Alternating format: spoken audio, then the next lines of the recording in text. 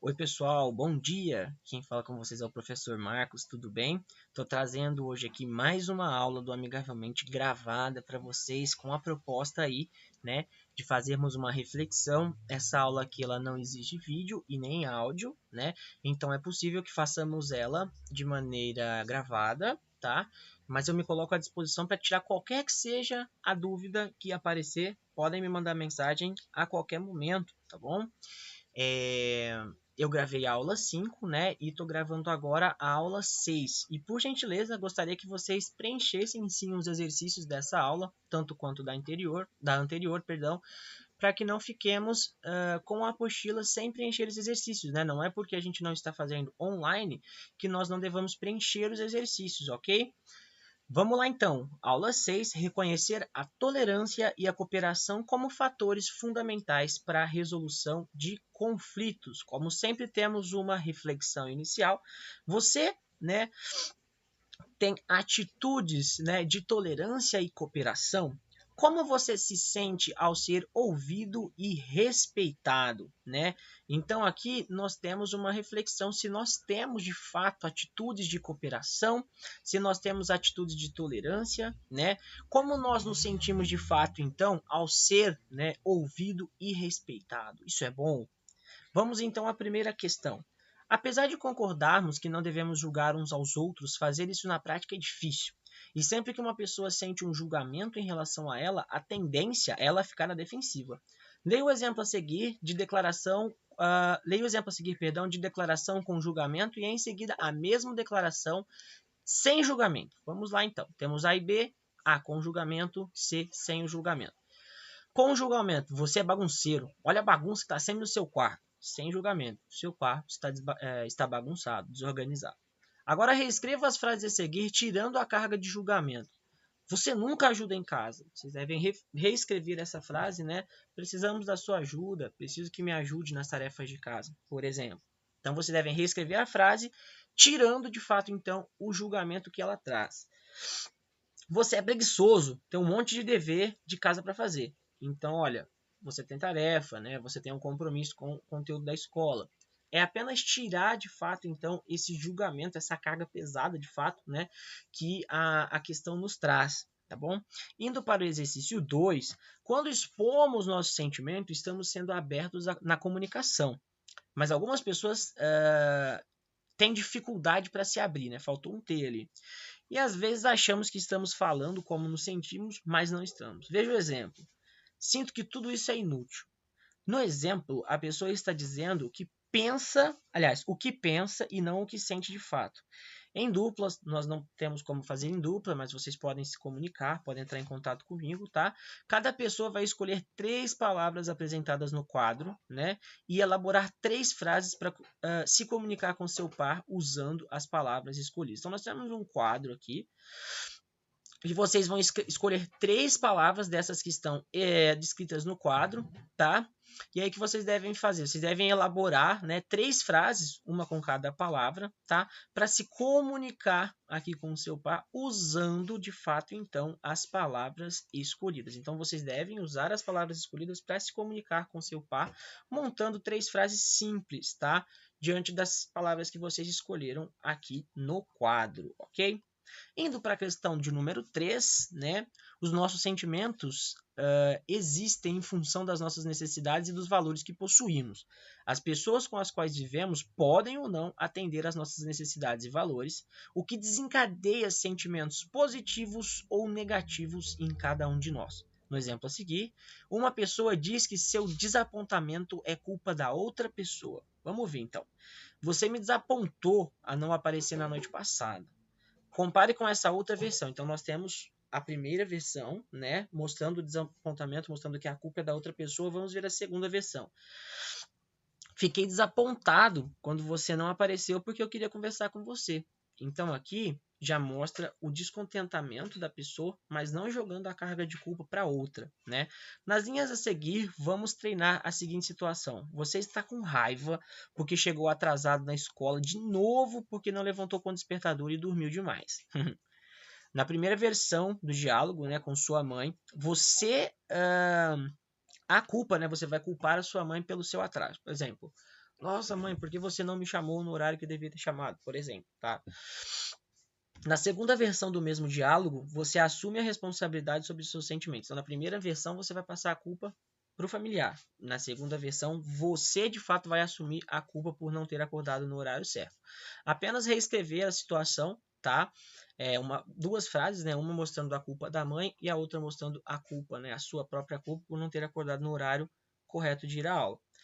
Exercício de número 4, pessoal. Pedidos realizados com uma linguagem positiva não são mais fáceis de entender. Aliás, perdão, são mais fáceis, muito mais fáceis de entender do que os pedidos feitos com um discurso negativo. Nas linhas a seguir, elabore pedidos expressando o que você quer que seja feito. E abaixo de cada um, descreva o mesmo pedido, só que com um discurso negativo, ou seja, explicando o que você não quer que seja feito. Depois leia esses pedidos para um colega, né? E converse com ele sobre as diferenças entre os dois modelos. Então aqui nós temos, né, o viés positivo e o viés negativo. Aqui deve ser feito, né, o pedido 1 e aqui o pedido 2. Então o que vocês vão fazer, né? Olha lá, o que ele pede aos analistas: elabore pedidos expressando o que você quer que seja feito. Então vocês vão criar aí um pedido sobre algo que vocês queiram. Aqui você vai colocar o pedido 1 e o pedido 2 de maneira positiva. Já no segundo, olha o que ele fala, ó, explicando então de fato o que você não quer que seja feito. Então no primeiro vocês façam o pedido explicando aquilo que vocês querem que seja feito. No segundo aqui embaixo, esses mesmos pedidos vocês vão reescrever de maneira que vocês mostrem aquilo que vocês não querem que seja feito, ok? Tranquilo essa questão. E a última questão: na comunicação não violenta, ouvir com empatia é fundamental. Muitas vezes acabamos nos preocupando mais em dar conselho, encorajar, ensinar ou contar nossas próprias experiências, quando na verdade não se trata de nós e sim do outro. Faça o seguinte exercício: pense no último conselho que você deu a alguém. Façam essa reflexão. Quem era essa pessoa? Registre aqui: um amigo, um familiar, né? Qual foi o conselho que você deu? Você ouviu com empatia o que a pessoa estava precisando? Se você deu um conselho, de fato você sabia a necessidade que ela tinha. E aí você deve colocar se você ouviu com empatia, refletindo aí. Lembrem, né? Lembre-se, empatia é você se colocar no lugar do outro e observar a situação diante do que o outro está vendo. Você acha que teria dado outro conselho ou o mesmo conselho, só que de forma diferente, se conhecesse os princípios da comunicação não violenta? A forma que você se expressou, de fato, está dentro dos parâmetros aí dos princípios da comunicação não violenta? Você poderia ter feito isso de uma maneira diferente após conhecer os princípios da comunicação não violenta? Lembrando que a temática da nossa aula trata-se disso, ó. Voltando aqui para vocês, ó, reconhecer a tolerância e a cooperação como fatores fundamentais para a resolução de conflito. Então, se nós estamos tratando da comunicação não violenta, né? Esse conselho que você deu a essa pessoa, né? Você daria de uma outra forma, conhecendo os princípios da comunicação não violenta, ou faria da mesma maneira, né? Tendo em vista que o conselho que você deu a essa pessoa, né? Já está dentro dos princípios da comunicação não violenta. Aqui vocês devem colocar, né? Apenas se vocês fariam diferente, se teriam dado outro conselho ou se vocês dariam o mesmo conselho de uma maneira diferente, tá? Conhecendo aí os princípios da comunicação não violenta. Apenas escrevam, né, o que vocês fariam agora que conhecem. Indo agora para a atividade para casa, pessoal, dessa aula, tá? Ele vai ter um texto aqui introdutório, tá? Como sempre. E aqui vai falar o seguinte: tarefa para a família. Vocês farão uma atividade em 2 etapas para aplicar a comunicação não violenta na resolução de conflito. Imagine a seguinte situação: o seu vizinho tem o hábito de colocar música muito alta nos finais de semana pela manhã. Comum, né, meus queridos? Passo por isso também. Responda as questões a seguir. São 4 perguntas, né? Qual é exatamente o problema que vocês querem resolver? Qual emoção o problema desperta em vocês? E expliquem como vocês se sentem quando começa a tocar a música. Imagine se vocês estiverem dormindo. O que exatamente faz com que vocês se sintam dessa forma? Escrevam um pedido. Aqui pode ser o descontentamento, pode ser o incômodo, né? Escrevam um pedido, tá? Que vocês querem fazer, pedido que vocês querem fazer de maneira clara e específica. Qual o pedido que vocês querem fazer? né? Vocês querem fazer para que essa música, que ele não use essa música, que ele não coloque essa música, que ele coloque isso em horários diferentes, né?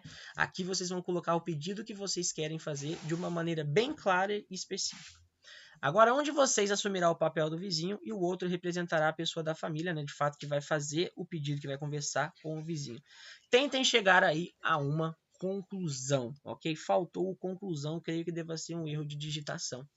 Ok, pessoal? Lembrando que vocês devem anexar apenas as fotos da atividade para casa, mas por favor preencham, né, as questões da aula, né, na apostila aí, que são questões que, né, mediante a explicação e diante das reflexões que vocês vão fazer, vocês vão conseguir colocar certinho e assim deixar a aula preenchida, e é uma maneira da gente caminhar com conteúdo, né?